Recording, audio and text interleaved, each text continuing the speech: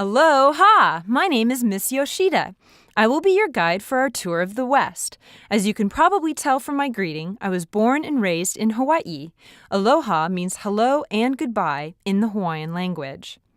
I am a college student here on the mainland. My main interests are political science and government.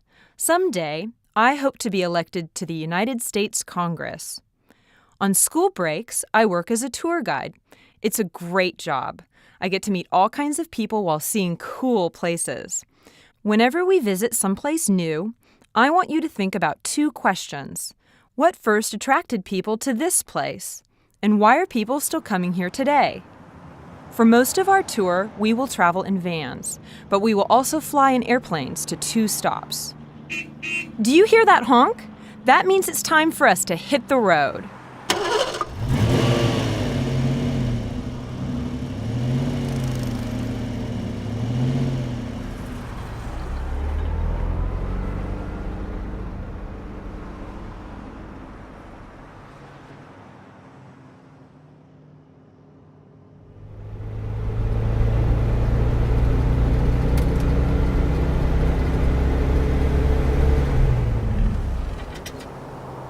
Our first stop is Lolo Pass in the Rocky Mountains. A pass is a route across mountains. In 1805, a group of 35 very hungry Americans crossed this pass. The Americans were part of an expedition led by Meriwether Lewis and William Clark. An expedition is a journey with a purpose.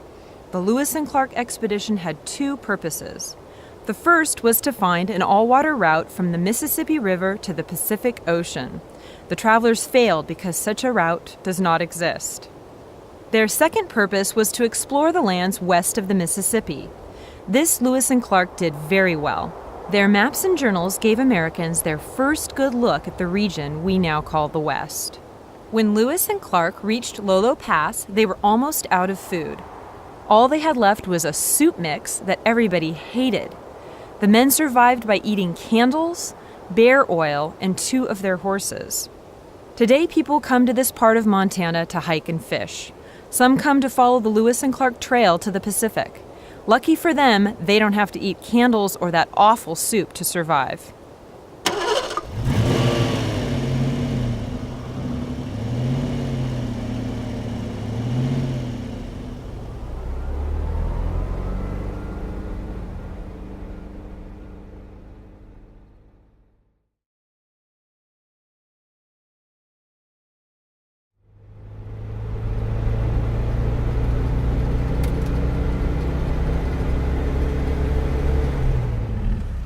Lewis and Clark saw a lot of sights on their expedition, but they missed the geysers of Yellowstone National Park.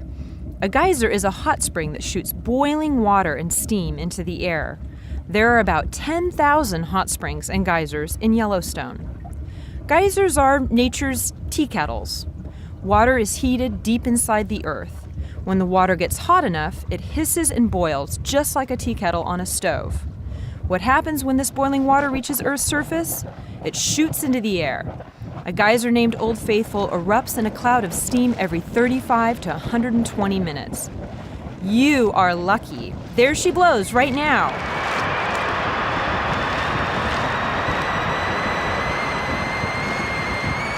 Fur trappers were the first Americans to see Yellowstone. No one believed their stories of steaming springs. Later, a photographer took pictures of the geysers.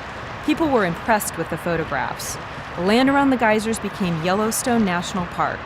It is the first and oldest national park in the world. Wasn't that spectacular? Only 300 people visited Yellowstone the year it became a park. Today, up to 4 million people come to Wyoming to visit the park each year. Visitors enjoy the beauty of Yellowstone's mountains and meadows.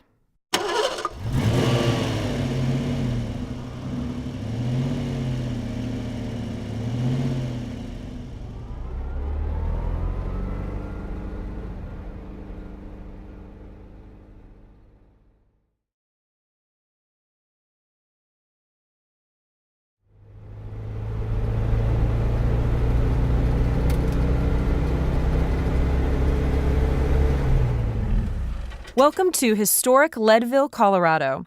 We are looking at the entrance to an old mine. Leadville is located in the Rocky Mountains. At 10,430 feet, it is our country's highest city. In the past, it was also the West's wildest and richest silver mining town. Miners first came to this area looking for gold. They found some, but it was hard to separate gold from the local sand. Then, in 1878, a mineral expert took a closer look at that pesky sand. Guess what he found? The sand was rich in both lead and silver. The discovery of silver brought good times to Leadville. The city grew rapidly as miners flocked to the area. Then, in 1893, the silver boom ended. For a time, it looked like Leadville would become an empty ghost town. But Leadville was lucky. Other valuable minerals were found in this area. One is molybdenum. This metal is used in the production of high-strength steel. The town survived. Today, Leadville is a tourist center. Some people come to learn about the history of this rich mining area. Others come to ski in winter or fish and hike in summer.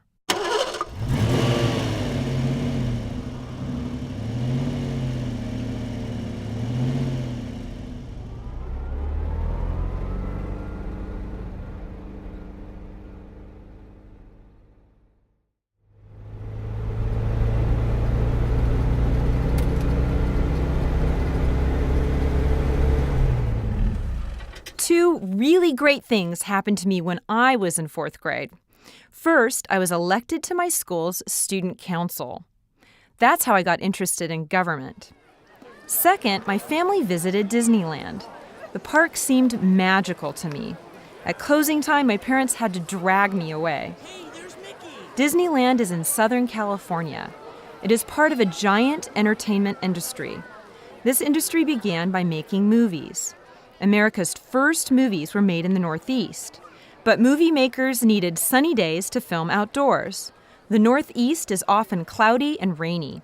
A few movie makers found the sunshine they needed in Southern California. Others soon followed.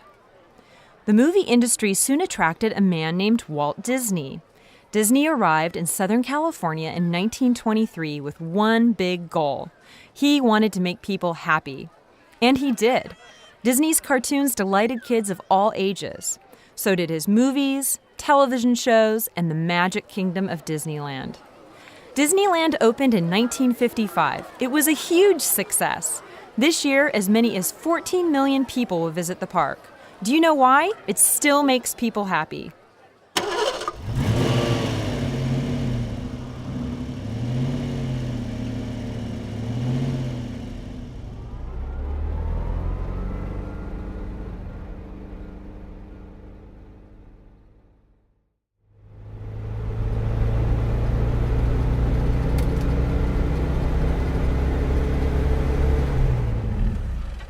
Do you snack on raisins?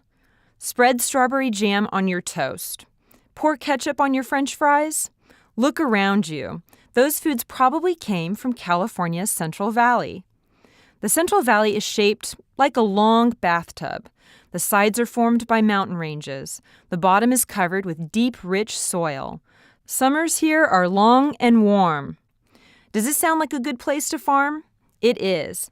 But there is a problem. Almost no rain falls during the growing season. California has solved this problem by building dams on rivers flowing down from the mountains.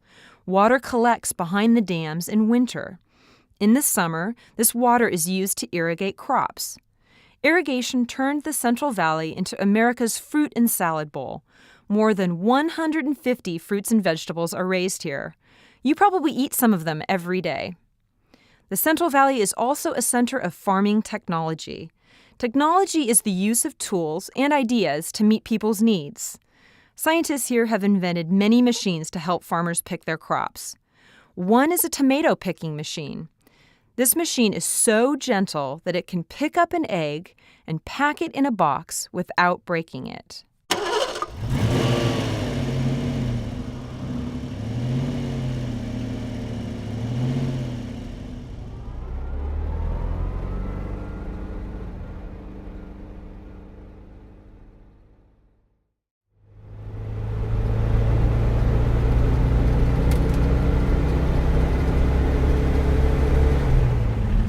We have reached the Columbia River Gorge National Scenic Area.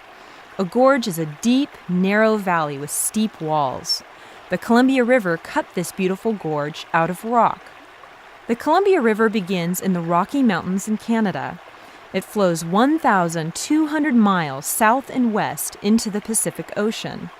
For much of its journey, the river forms the boundary between the states of Washington and Oregon. The Columbia looks lazy here, but don't let that fool you. This is one hard-working river. Dams on the river help make a lot of electricity. Many businesses use this electric power. Farmers use water from the river to irrigate crops. Columbia River waters irrigate more than 8 million acres of land. Both farmers and business people use the river for transportation. Many goods travel on the Columbia to shipping centers. It is the second most traveled river in the country. Only the Mississippi River carries more goods. Putting the river to work has been good for people. Both Oregon and Washington are growing rapidly. But it has been bad for fish, especially salmon. Since 1850, the number of salmon in the Columbia River has dropped sharply. Do you know why? You'll find out during our stop at the gorge.